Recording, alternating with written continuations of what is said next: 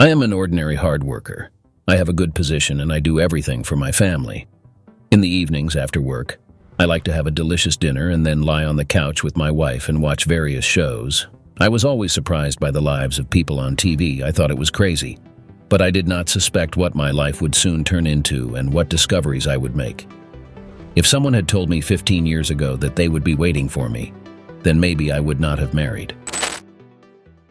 I'm returning from work, tired yet content. Working on an oil rig is always tough, but it brings me satisfaction. Every step on the rig requires attention and precision, and I'm proud that I know how to do it. Classic rock plays in my Ford F-150, and I feel the tension of the day slowly fading away. As I approach home, I see Irene, my wife, watering the flowers in the garden. She's always loved flowers.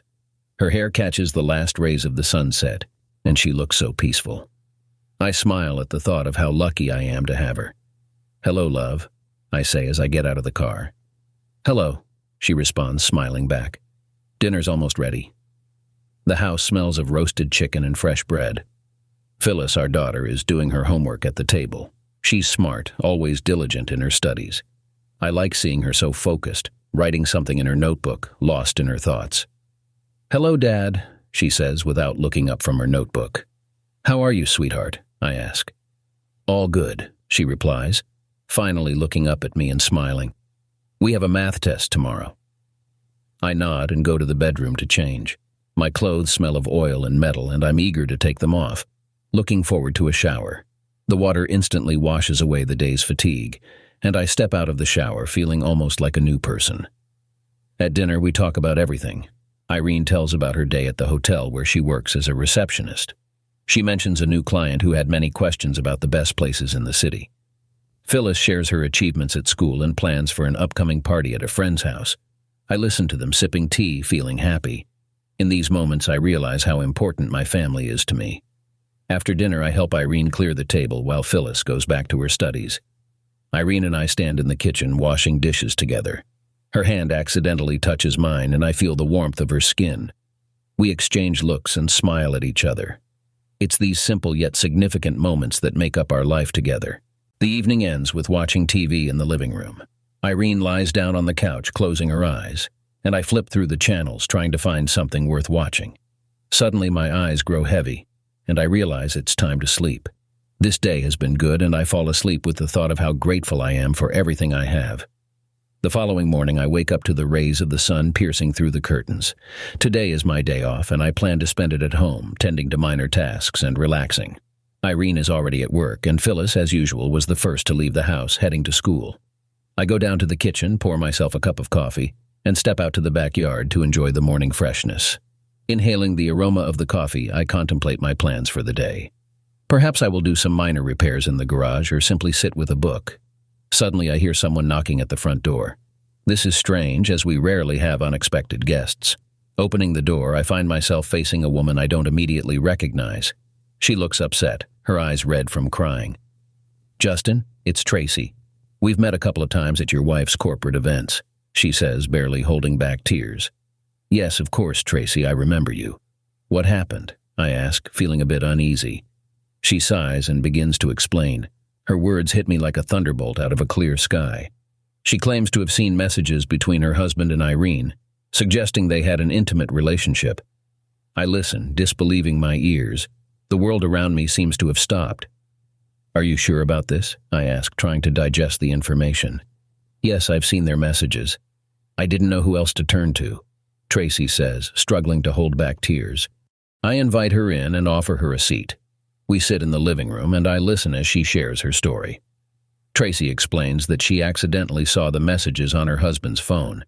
She talks about how she and her husband have been having problems in their relationship for a while, but this was a real shock to her. Listening to her, I feel a sense of betrayal and anger growing inside me. Yet, at the same time, the thought that this might all be a misunderstanding lingers in my mind. I can't believe Irene would cheat on me. "Tracy, I don't know what to say. This is incredible," I say, trying to make sense of the situation. "I understand if you don't believe me, but I thought you should know and see for yourself." "I don't know what to do," she says, standing up and preparing to leave. I walk her to the door, and as a farewell, she hands me a business card of a private detective. I tried to ask if she had substantial evidence, but she closes the door, leaving my head spinning. As soon as the door closes behind Tracy, I realize I can't just let this be. I need to find out the truth, no matter what. Lying in bed, I stare into the darkness, trying to arrange my thoughts in some order. The night is quiet, except for the gentle sound of the wind outside the window. Tracy's words whirl around in my head and I can't shake them off. It feels like a dream, but I know it's reality. I get up and go to the kitchen, pour myself some water, try to cool off. It's hard for me to believe that Irene could have cheated on me. We've been together for so long, and I've always thought our marriage was strong. But now, after Tracy's words, I'm not sure about anything, although I didn't trust Tracy much since I've only seen her a couple of times in my life. Sitting at the kitchen table looking at the clock, the hands show 3 o'clock in the morning. I know I won't be able to sleep until I make some decision. Could it all be a misunderstanding, I wonder? But what if it's true? I remember how Tracy gave me the business card of a private detective. Maybe it's worth calling, just to be sure, I ponder. The idea of hiring someone to follow my wife seems crazy to me, but I need to know the truth. I find the business card in my trouser pocket and turn on the light. It reads, Gerald Terrell, Private Detective. I stand there, holding it in my hands, feeling like a traitor. But maybe she betrayed me first, suddenly comes to my mind. Eventually, I decide that I cannot live in uncertainty. I have to find out if what Tracy said is true. I decided to call in the middle of the night. If the detective answers, I'll start working with him. If not, then I'll put off this idea and not try to find out anything. It was somewhat of a lottery. I take the phone and dial Terrell's number. The voice on the phone seems calm and confident. Gerald Terrell, Private Detective, how can I assist? Says the voice. I'm surprised that the detective isn't asleep at such a late hour. I briefly explain the situation, trying not to get into details. Terrell listens to me carefully and suggests meeting to discuss everything in detail. Let's meet tomorrow morning at the Sunny Ray Cafe on the corner of 5th and Maple, I suggest. All right. Does 10 in the morning work for you? He asks. Yes, that's perfect. Thank you, I reply, and we end the call. Putting the phone down, I feel a mix of relief and anxiety battling inside me. I've made a decision, but I don't know what it will lead to. Need to wait for the morning, I tell myself, and slowly walk back to the bedroom. The night was restless. Finally, when the first rays of morning light penetrate the room, I get up, feeling like a zombie. I need coffee to somehow bring myself back to life. As I drink my coffee, my thoughts carry me back to the past. I remember the day I met Irene. It was at a corporate party where she was working as a waitress.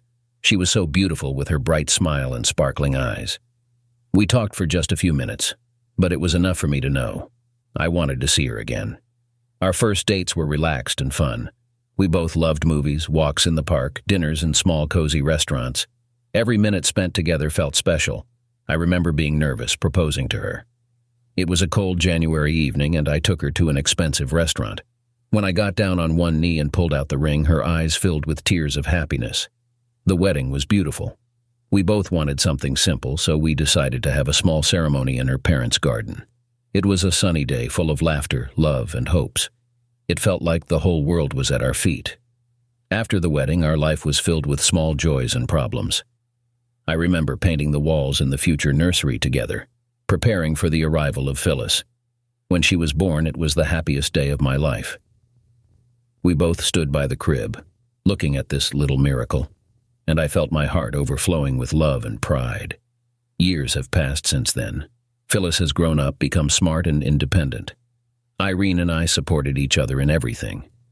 Evenings spent together, our love for travel, family holidays, all this made up our life. But now, sitting in the kitchen and remembering all these moments, I feel anxiety growing in my heart. Could it be that all this time was a lie? I ask myself. The question arises, do I really know the woman I've lived with all these years? I look at the clock. It's almost time to meet with Terrell. I need to find out the truth, whatever it may be. With this thought, I finish my coffee and prepare for what lies ahead. I arrived at the Sunny Ray Cafe located at the corner of 5th and Maple a few minutes before the scheduled time. As I parked the car, I noticed a man in a suit who seemed to be waiting for someone as well. That must be Terrell, I thought to myself. Upon entering the cafe, the man immediately looked up at me. He stood up to shake my hand. "Justin, I'm Gerald Terrell," he said with a confident voice. We ordered coffee, and I began to tell him about the situation, trying to remain calm. Terrell listened attentively, nodding from time to time and making notes. "I need you to follow my wife, Irene. I want to know if she is truly being unfaithful to me," I managed to say, not without difficulty. Terrell seemed like a professional. He did not show any emotion as I spoke about my suspicions of infidelity. "I understand how important this is to you. You can count on my complete confidentiality and professionalism," he said.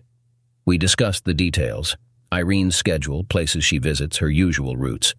Terrell took careful notes, asking clarifying questions. "I'll start today," he said as we finished our discussion. "I'll contact you as soon as I have any information."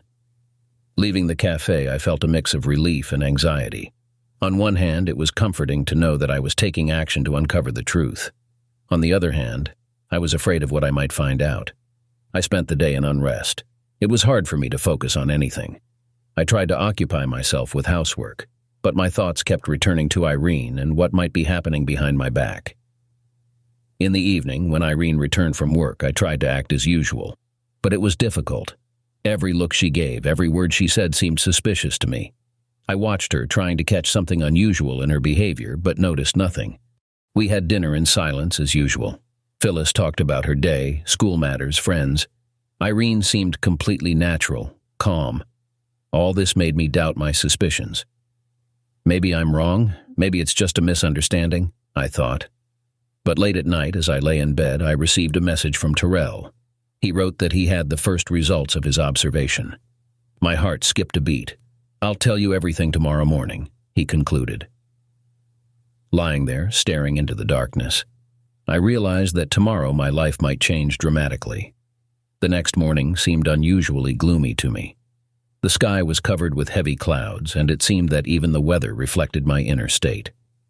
Forcing myself to get up, I made coffee and sat at the kitchen table, waiting to meet with Terrell. My thoughts were erratic and anxious, trying to imagine what he might have found out. Time slowly passed, but finally the moment of the meeting arrived. I headed to the same cafe where we had met the day before. Terrell was already there, nodding at me in greeting. "Justin," he began as soon as I sat down, "I've conducted the initial observation of your wife. There's something I need to tell you." I felt my heart start to beat faster. "What did you find out?" I asked, trying to remain calm. Terrell took out several photos and a sheet of notes from his briefcase. "Your wife met with a man at a downtown cafe. They spent about an hour together. After that, she went shopping and then returned home." He showed me the photos, in which Irene was with an unfamiliar man. I looked closely at the faces in the photos, trying to figure out if I knew this person, but he was a complete stranger to me. "Have you found out who he is?" I asked. "Not yet," Terrell replied, "but I will continue the observation. We need to learn more before making any conclusions." I nodded, feeling a mix of disappointment and relief. On one hand, I wanted to know the whole truth as soon as possible, but on the other, I was afraid of what that truth might be. Returning home, I tried to focus on everyday tasks, but my thoughts kept returning to the photos. I struggled to act naturally when Irene came back from work, but it was hard to look her in the eyes, knowing she might be hiding something important from me. That evening was difficult. We had dinner together, but the conversation was sparse and strained. Phyllis seemed to notice nothing, but Irene occasionally gave me questioning looks. After dinner, I went out for a walk. I needed some fresh air to clear my thoughts. Walking through the streets, I pondered what to do next. Should I confront Irene with a direct question, or wait until Terrell gathers more information? These questions swirled in my head. Coming back home, I found that Irene was already asleep. I lay in bed next to her, staring into the darkness, filled with mixed feelings: anger, fear, sadness, and hope that all of this was just a misunderstanding. Despite a restless night, I woke up early the next morning. The house was quiet. Irene had already gone to work, and Phyllis was at school. Sitting at the kitchen table, I felt lost and alone. All these years I had been confident in our marriage, but now every day began with doubts. I decided to occupy myself with routine chores, to distract myself somehow. I vacuumed, cleaned, did some minor repairs around the house. But even in these simple activities, I felt distracted. My thoughts constantly returned to Irene, the man in the photos, and what might have happened between them. After lunch, I decided to go outside to clear my head a bit. As I walked through the park, I watched the children playing, the couples in love, and the elderly spouses slowly strolling along the paths. They all seemed so happy and carefree. Have I ever been that happy? I asked myself. Returning home, I thought of Tracy. She was the first to challenge me, making me question Irene. I wondered if I should contact her to learn more about her situation. Perhaps it would help me better understand what's happening in my own marriage. In the evening, when Irene came back from work, the atmosphere at home felt tense. We both tried to act normally, but there was an awkwardness and distance between us. Dinner was silent, and I felt an unease growing inside me. After dinner, Irene went to the living room to watch TV, and I headed to my study. I sat at the desk and held my head in my hands. Unsure of how to contact Tracy after about 10 minutes, I pulled out a business card Tracy had given me. I noticed a number written in small digits with a T next to it, thinking it must be Tracy's. I picked up the phone and dialed Tracy's number. She answered almost immediately. "Tracy, it's Justin. Can we meet? I need to talk to you," I said. "Of course, Justin. Tomorrow evening?" she suggested. "Yes, that would be great, right after work. Where would you like to meet? How about the Sunny Ray Cafe?"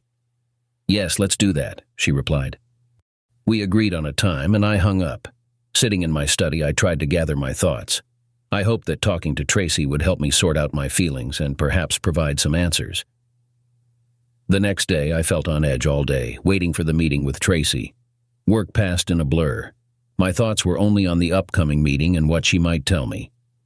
When the time came, I headed to the cafe. Approaching the meeting place, I felt nervous. What if Tracy tells me something that turns my life upside down? Tracy was already waiting for me at a corner table.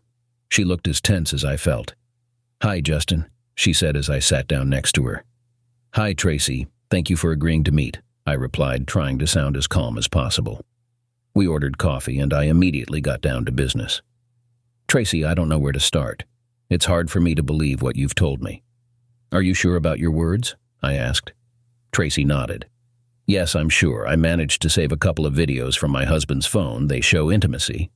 She took out her phone and showed a video where the face of my wife and her involvement in sexual intercourse with someone was visible. We both fell silent. Tension hung in the air. This completely threw me off. She talked about how her husband started coming home late, how he frequently made calls and sent messages when she wasn't around. My thoughts were swirling. I remembered all the moments when Irene acted strangely, when she returned late from work, when she spent too much time on her phone. All of this now seemed suspicious. "Tracy, thank you for sharing this information with me. Can you send that video to me?" I said, feeling anxiety growing inside me. "Justin, I can't. I'm scared. We need to figure this out," she replied with sympathy in her voice. I was puzzled that Tracy didn't want to share the video recording, but I didn't press her. Although I understood that this recording was significant evidence and something could be done. We talked for another 10 minutes but didn't come to any conclusions, waiting for the detective's results. I asked why Tracy hadn't hired a private detective herself, but she said she was scared and afraid of her husband. We left the cafe. Tracy was dressed quite openly, in a short skirt and a top. To be honest, she looked very attractive, and not just to me, but also to two drunk guys who approached us. As Tracy and I said goodbye and I had walked a few steps away from her, I heard how two guys, clearly inebriated, started harassing her. Tracy brushed them off, but one of the guys lifted her skirt, and seeing this, a greater anger woke up in me. I went straight to these guys and started yelling at them to leave her alone, but they began to touch her even more. Then I punched one of the guys, making him sit down on the asphalt, but the other hit me in the stomach with his foot, and I doubled over. Then he punched me and I fell to the asphalt. I thought I had lost consciousness, but when I opened my eyes, I saw Tracy standing over me with a couple of guys next to her who had been sitting with us at the same cafe. When they saw the scuffle, they immediately ran out to help us. We thanked the guys, and Tracy came over to me, gave me a tight hug, and thanked me. I could smell the scent of her body, specifically her body. It was so gentle and free. I tilted my head directly towards her neck and started breathing her in. We stood like that for about 10 seconds, but then Tracy let me go. My head was still spinning, and we walked to my car, where she sat with me for about 20 minutes. She bought me some water, and I offered to drive her home. It was already evening and getting dark. I didn't want her to go home alone. But before that, she called her husband, who, as usual, was delayed at work. I drove her to her house, and we sat in the car for a few more minutes looking at each other. I don't know why, but I wanted to kiss her, but I restrained myself. However, Tracy kissed me on the cheek as a goodbye and said to let her know if there were any news. I got home later than usual, and my wife was not there. She only returned 20 minutes later, excusing it with work, saying her night shift replacement was late.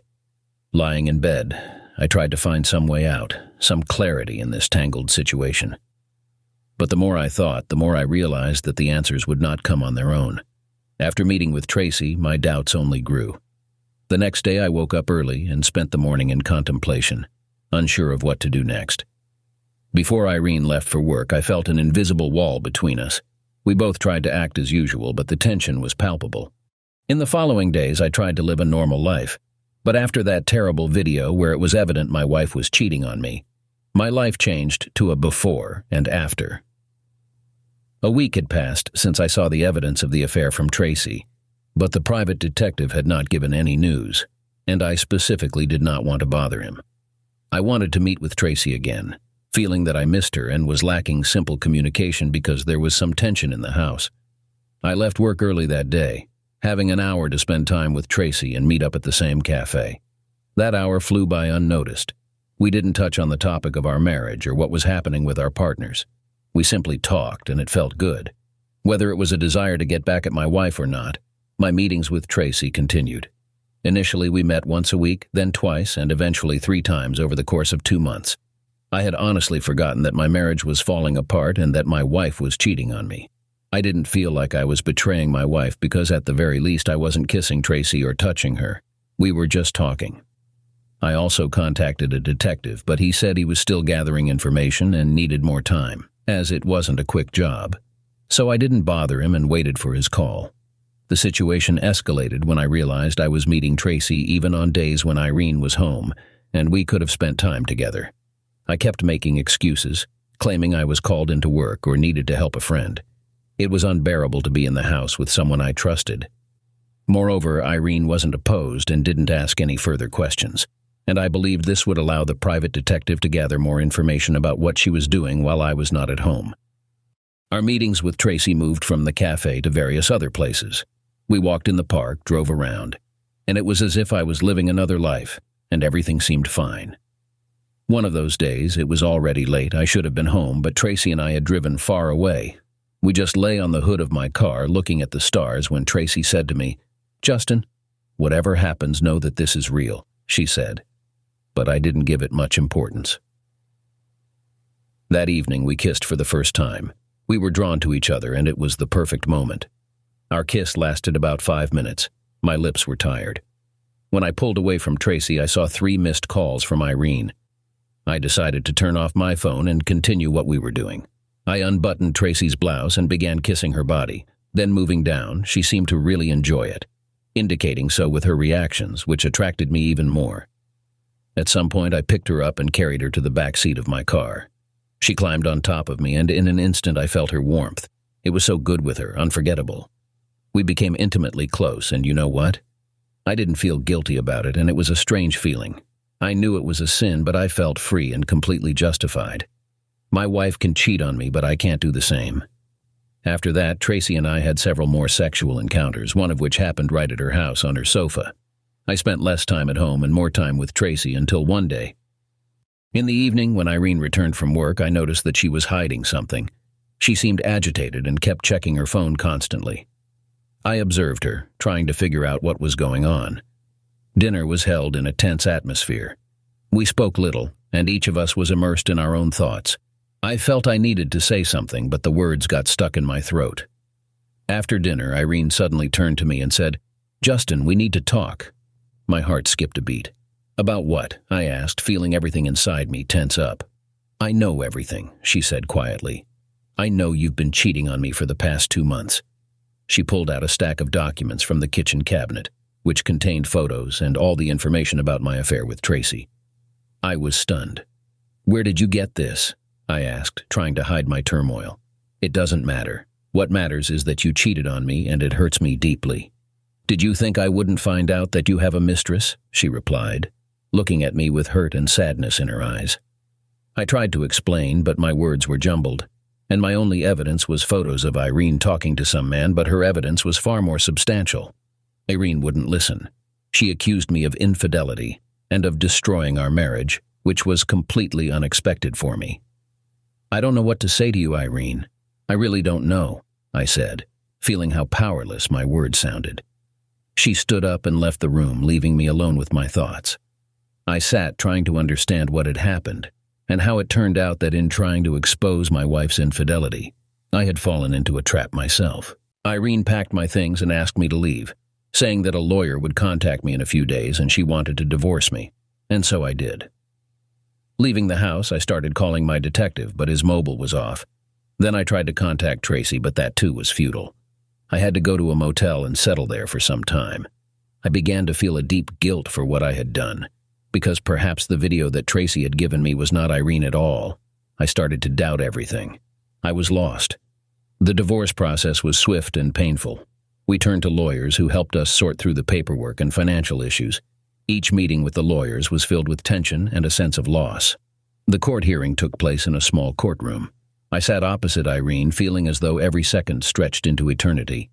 The judge listened to our arguments and reviewed all the documents.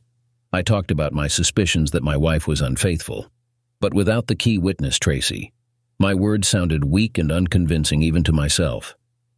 Tracy seemed to have vanished, just like the private detective.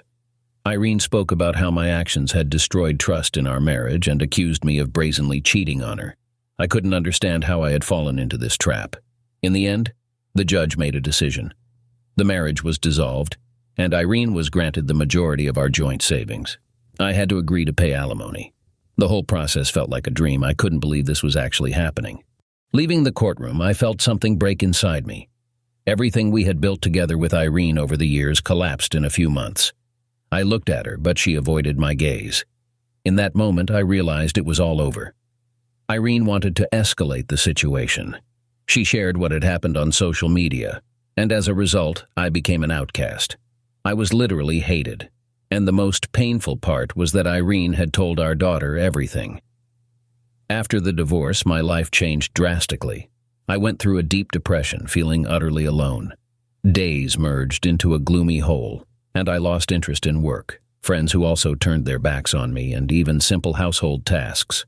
Every morning I woke up with the thought that all this was just a bad dream, but reality quickly brought me back to bitter reflections. I started drinking more. I spent evenings alone with a bottle, trying to forget my troubles, but each morning I woke up with an even greater sense of emptiness and disappointment in myself. Working on the drilling rig became a real challenge for me. I often found myself distracted, thinking about the past, and my colleagues started to notice. It became difficult for me to focus on tasks, and I began to avoid interacting with people. My relationship with Phyllis also changed. She started spending more time with friends and less time with me. I understood that she was also struggling with our parents' divorce, but it felt like I had lost a connection with her. Every meeting with my daughter was filled with silence and reticence. One evening, after a particularly hard day, I sat in a small motel room reminiscing about the better moments of our family life.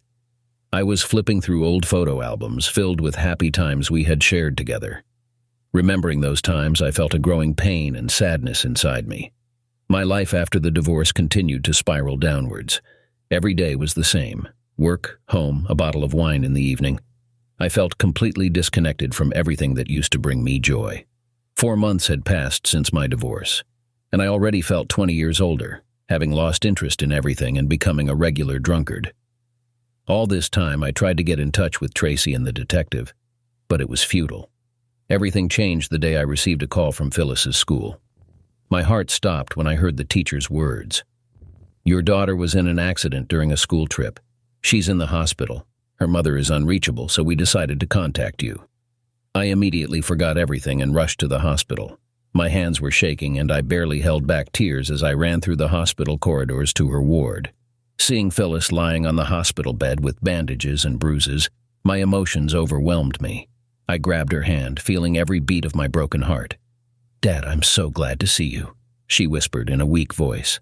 It turned out Phyllis had gone on a picnic with her class. Something like a tour hike for a few days while Irene had left town, so she couldn't come. The doctor explained to me that Phyllis would need a blood transfusion and her kidneys were damaged. "You can donate blood if you have the same blood type and become her kidney donor," he suggested. I agreed without hesitation. It seemed like the only thing I could do for her. The nurse took my blood for testing and it matched, but to be a kidney donor other tests were required, including a DNA test. It turned out I couldn't be Phyllis's donor. Our DNA didn't match. The doctor explained that this meant I couldn't donate my kidney to Phyllis. This discovery literally pulled the rug out from under me. I sat in the hospital corridor, feeling as though the world around me was crumbling. All these years I had loved Phyllis as my own daughter, cared for her, and now memories of my marriage to Irene began to whirl in my head, of those moments when it seemed something was off. All this time she had been hiding the truth from me. I felt betrayed, deceived, but most of all, I was hurt for Phyllis. How would she react to this news? What should I do about her now? I spent the entire night in the hospital, sitting next to Phyllis's bed, holding her hand. My thoughts were filled with mixed feelings: anger at Irene, pain from the betrayal, and a desire to protect Phyllis from all of this. After a night in the hospital next to Phyllis's bed, the world I knew seemed shattered. The revelation that I was not Phyllis's biological father was very painful. I felt betrayed and deceived. But most of all, I was worried about Phyllis and how this news would affect her. I left the hospital the next morning feeling completely drained. I needed time to think over everything that had happened and decide what to do next. I hadn't drunk alcohol for several days, although previously I couldn't go a day without drinking. I realized I needed to contact Tracy. She was the only one who could give me answers to my questions. Returning to my dingy room, I took out some money from a drawer and started searching online for someone who could help me find Tracy. I knew she couldn't just vanish. I knew it was useless to look for Tracy in the city because she was no longer at the house where she used to live. It wasn't easy, but on the third try, I managed to get in touch with someone who got down to business. A week later, I received information, and as it turned out, Tracy was living in another city, an hour's drive from me. Upon receiving the information, I immediately set out to the address. I rang the doorbell, and a couple of seconds later, Tracy opened the door. She was still as beautiful, if not more so. Seeing me, she flinched and wanted to close the door, but I assured her I meant no harm. Upon seeing me, Tracy began to cry. I hugged her and once again felt her enticing scent.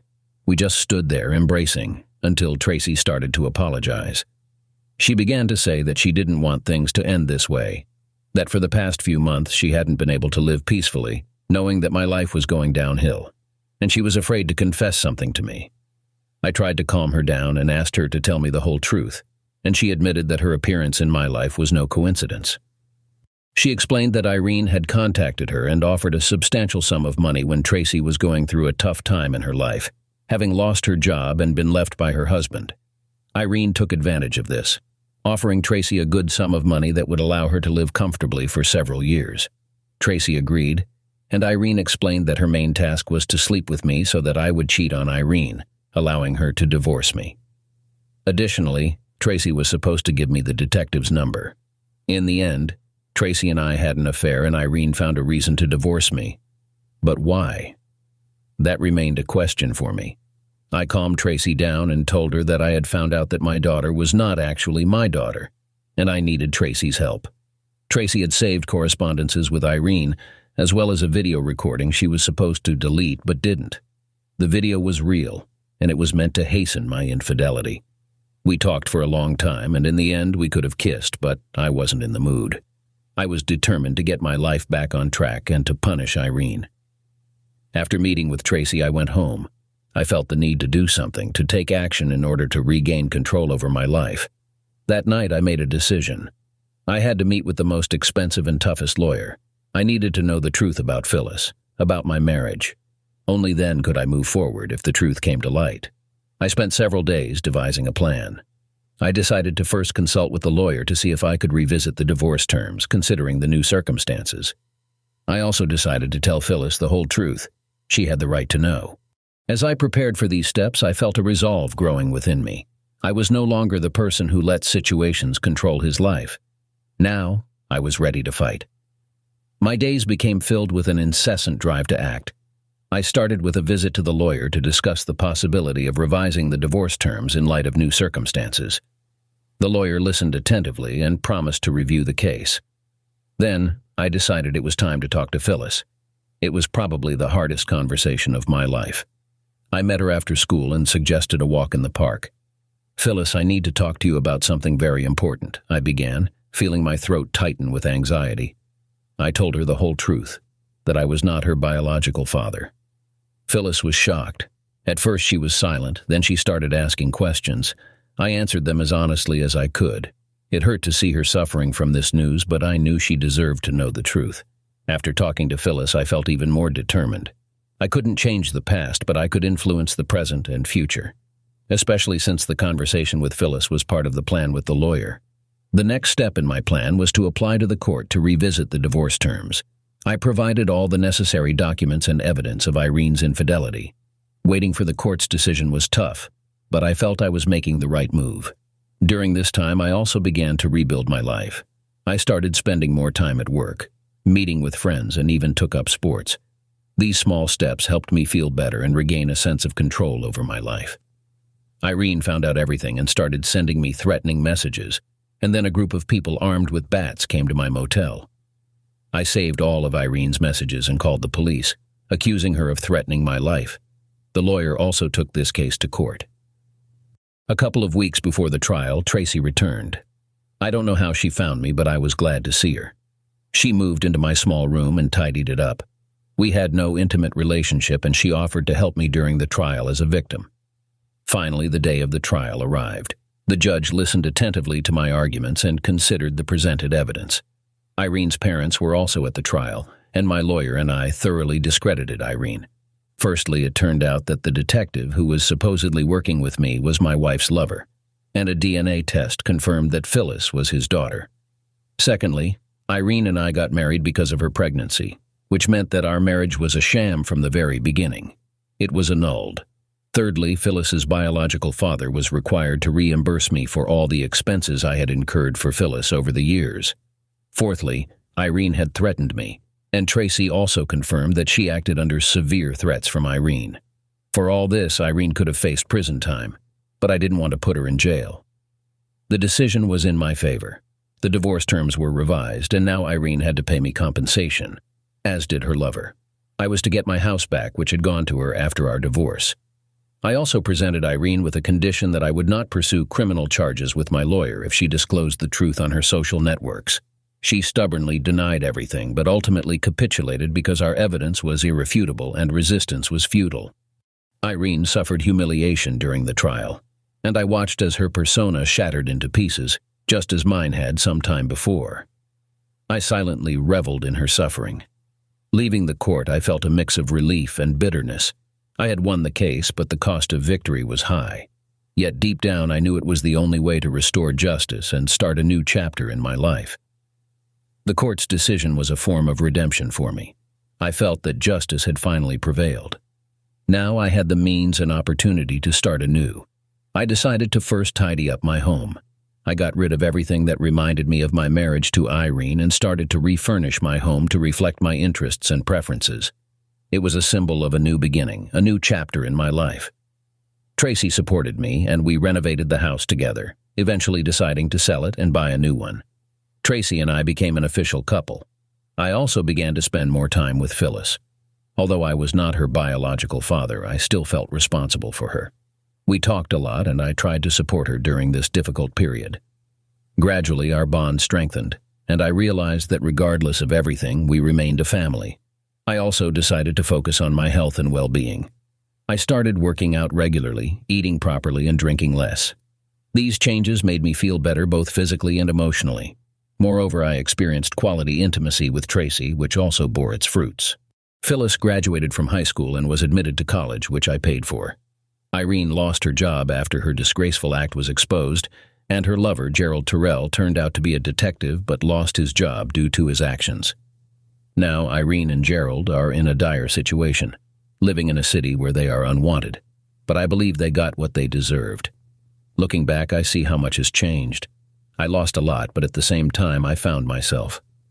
These trials made me stronger and wiser. I realized that life goes on and that despite all difficulties, there is always an opportunity to start anew. I often recall Tracy's words to me before our first kiss. Justin, no matter what happens, know that this is real. And I get chills. That's the end of the story. Write your opinion in the comments. It will be interesting for us to read it. Thank you for listening to our story. Subscribe to the channel and start the next story.